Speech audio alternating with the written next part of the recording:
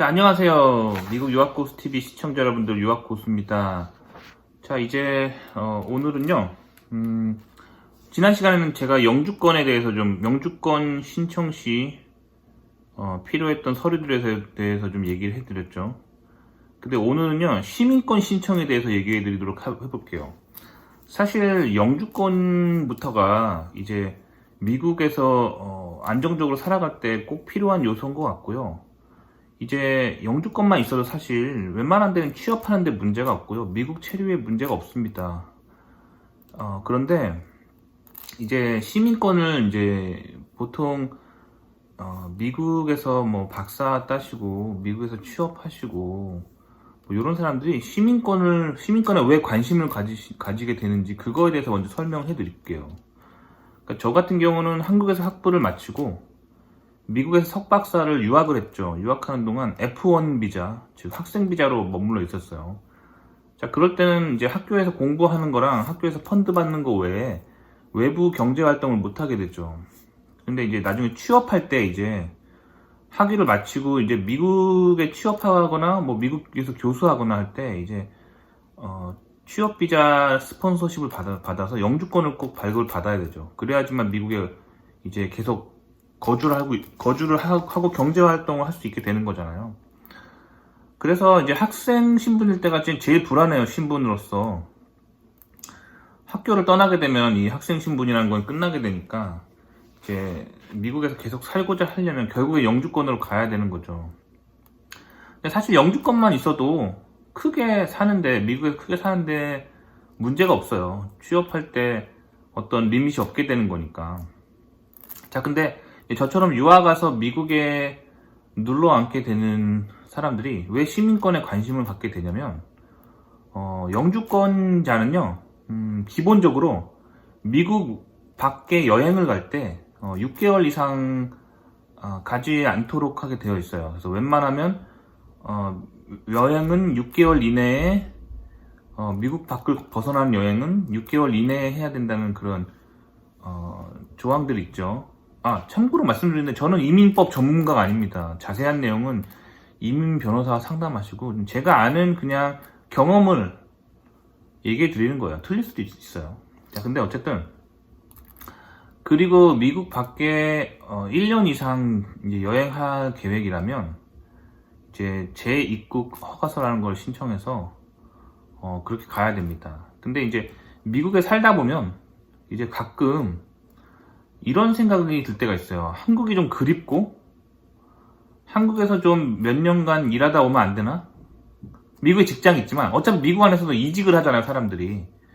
마찬가지로 미국에 직장 다니다가 뭐 한 3, 4년쯤 한국에서 직장 생활 하다가 다시 미국 오면 안 되나? 이런 생각을 많이 하게 돼요. 미국에 오래 살다 보면 막 미국에서 10년, 20년 이렇게 이민자로서 살다 보면 어렸을 때 친구들도 그립고 막 그러면서 이런 생각들을 하게 되거든요. 그런데 영주권을 가지고 있으면 그렇게 미국을 떠나서 한국에서 직장 생활하고 막 뭐 5, 6년씩 있다 오면은 영주권에 문제가 생기죠. 그 영주권자는요 미국 밖을 떠날 때 조금 그런 것들이 좀 문제가 되죠. 그래서 보통은 미국 밖을 떠나는 여행은 6개월 이내에 하는 것이 가장 바람직하고, 제가 알기로 6개월을 넘어가는 여행을 하는 경우는 6개월에서 1년 사이에 여행을 하는 경우에 미국에 재입국을 할 때 이제 입국 심사관이 까다로운 질문들을 한다고 해요. 왜 영주권자가 6개월 이상 해외여행을 했냐 하면서 거기서 잘 대답을 해야 돼요. 안 그러면 영주권 카드를 뺏기는 그런 리스크가 있다고 저도 어디서 들었어요. 자, 그리고 1년 넘어가는 여행을 하게 될 경우 이제 영주권은 좀 그 리스크가 굉장히 크게, 영주권을 박탈당한 리스크가 굉장히 커지게 되죠. 제가 듣기로. 그래서 1년 이상 미국 밖을 여행할 때는 재입국 허가서라는 걸 신청해서, 그렇게 하면 제가 알기로 최대 2년까지 미국 밖을 벗어나서 있다가 돌아올 수 있다고 들었어요.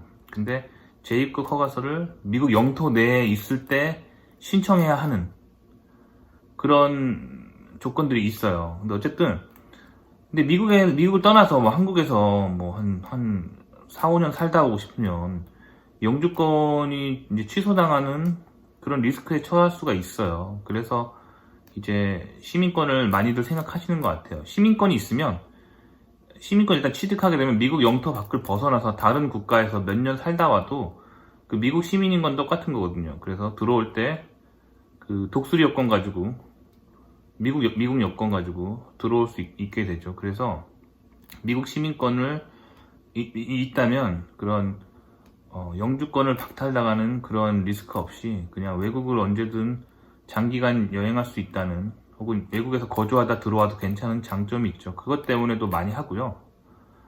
또 어떤 것 때문에도 많이 하냐면, 박사 하시는 분들은 특히 연구에 욕심이 많으시는데, 이제 어떤 특정 기업이나 특정 연구소나 아니면 특정 어떤 교수직에서 연구를 하는 게 미국 국방과 관련된 연구를 할 때가 있어요. 예를 들면 뭐 전투기나 미사일이나 뭐 아니면 레이더 관련 기술, 뭐 아니면 좀 군사 기술과 관련된 그런 첨단 기술들 있잖아요.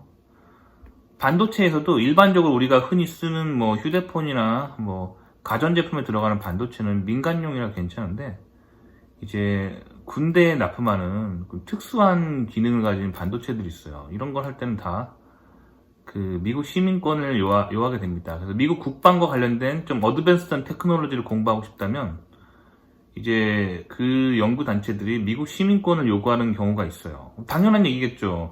미국에서 그렇게 중요하게 생각하는 기술, 뭐 국방 기술 관련 연구인데 그런 거 연구하다가 그냥 외국으로 나가버리면 안 되니까요. 미국의 안보 때문에 그렇게 하는 것 같아요. 그래서 그런 거는 시민권을 요구하는 경우가 있어요. 그렇게 해서 이제 시민권에 또 관심을 가지게 되죠.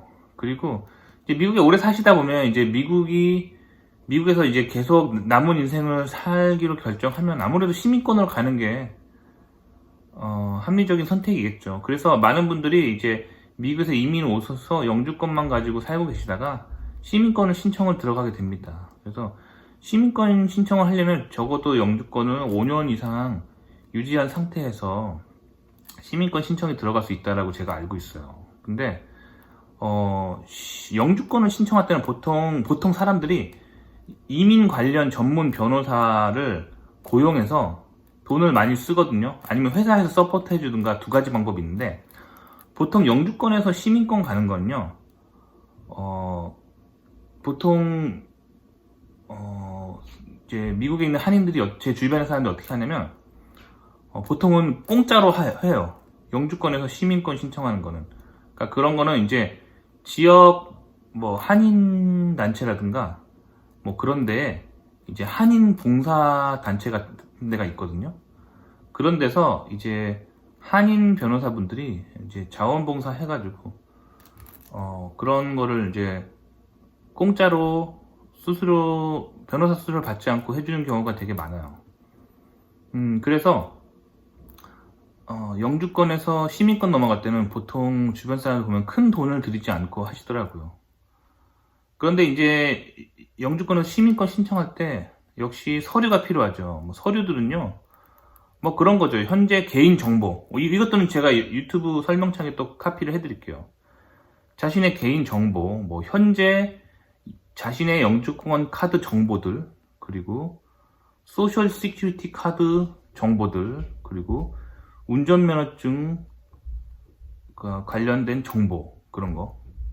하여튼 자기 개인 정보죠. 그런 정보를 변호사한테 이제 제시를 해야 되고, 그 다음에 이제 지난 5년간 거주한 거주지 주소가 중요합니다. 근데 가끔 살다 보면 내가 5년 전에 어디 살았더라? 이게 잘 기억이 안 나는 경우가 있어요. 그러니까 혹시라도 추후에 시민권 신청하실 분들은 그 렌트 계약서 있잖아요. 혹은 집 문서 같은 과거 집 문서 카피본을 항상 보관해 두시기 바랍니다. 나중에 생각이 진짜 안 나요. 그리고 지난 5년간 해외여행한 기록, 어디로 여행 갔고 얼마 동안 있었는지에 대한 기록이 필요합니다. 왜 그러냐면 5년간 미국 영토 내에 있었다는 어떤 기록이 필요한데, 미국 영주권자는 미국을 6개월 이상 떠나가게 되면은 이 5년간 미국에 거주했다는 그 자격 있잖아요.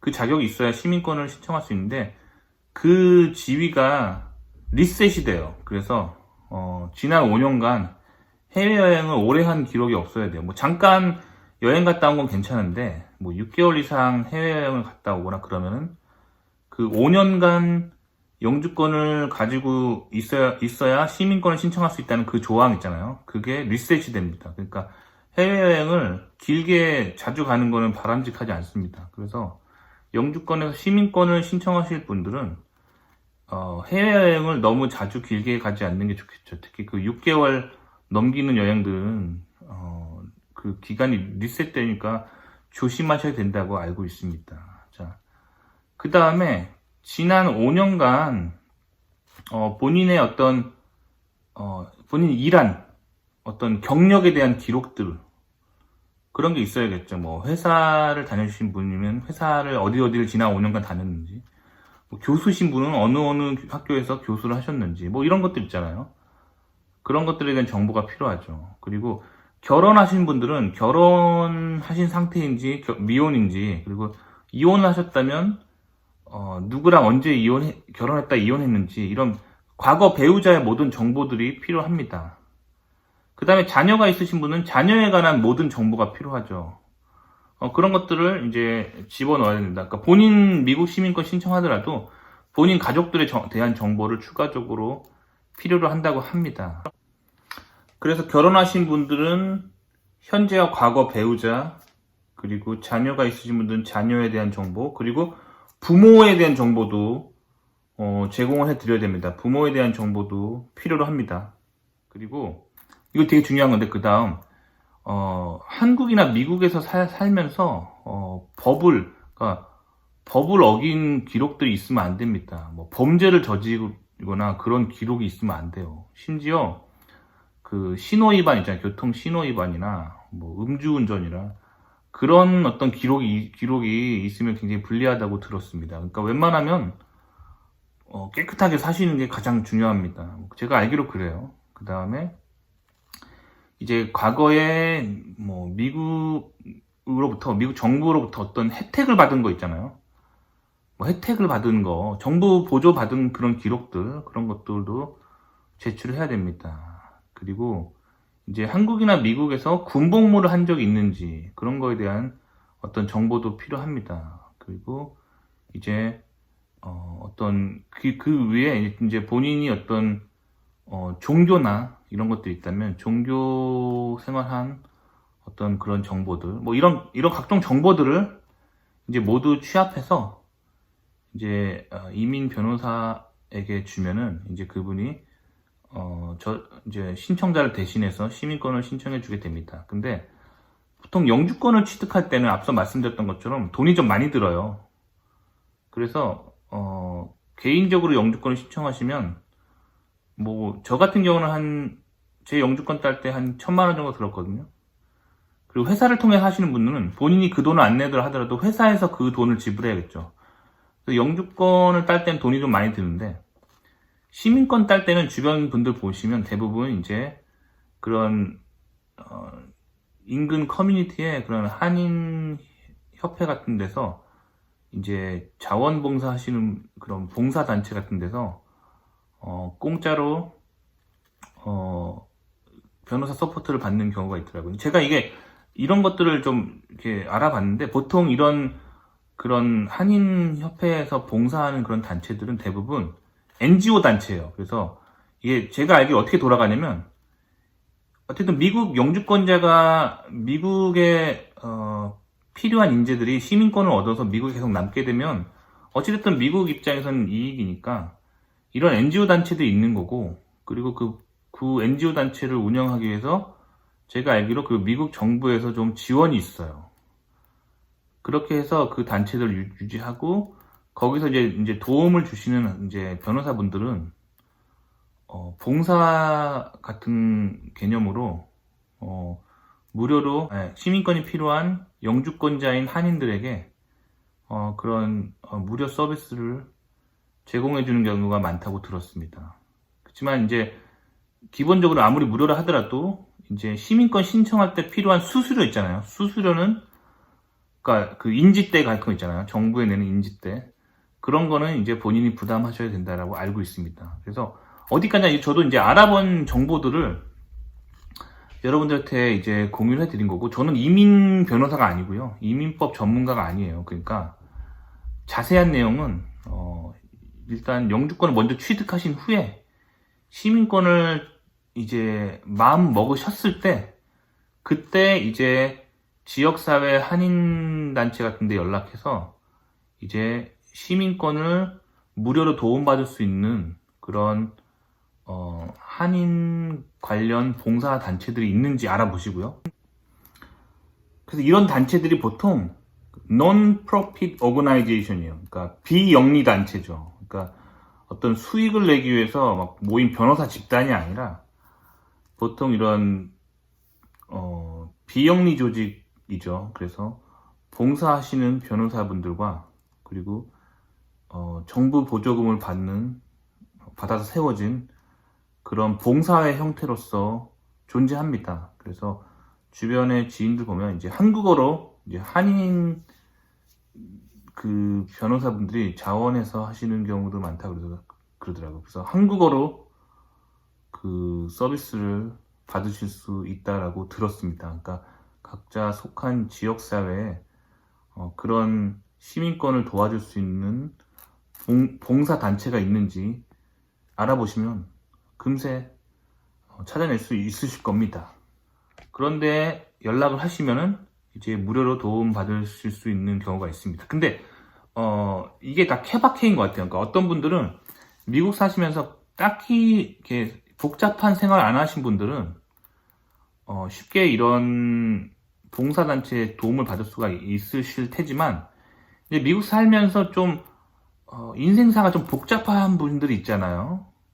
그러니까 뭐 예를 들면 의도치 않게 어떤 사회적인 문제에 연루됐든지 뭔가 어떤 의도치 않게 본인이 어떤 법을 어긴 사실이 있거나 뭐 그런 복잡한 상황이 되면은 이제 개인적으로 변호사비를 내고 좀 자신을 전문적으로 도와줄 수 있는 변호사의 도움을 얻는 게 좋겠죠. 그러니까 공짜가 다 좋은 건 아니겠죠. 어디까지나 공짜로 도움받을 수 있는 경우는 인생의 어떤 그런 걸어온 길이 순탄하신 분들이 그럴 것 같고요. 이제 좀 복잡한 삶을 사신 분들은 자기 돈 내고 전문 이민 변호사를 선임해야 될 것 같습니다. 제 개인적인 생각으로는요. 그래서 오늘 영상에서 말한 내용은 어디까지나 참고만 하시고요. 저는 어떤 미국 이민법 전문가가 아니에요. 그냥 제가 아는 내용을 공유해 드렸을 뿐이니까 틀릴 수도 있고요. 그러니까 여러분들이 직접 시민권 신청하실 때 되면은 직접 그때 알아보시기 바랍니다.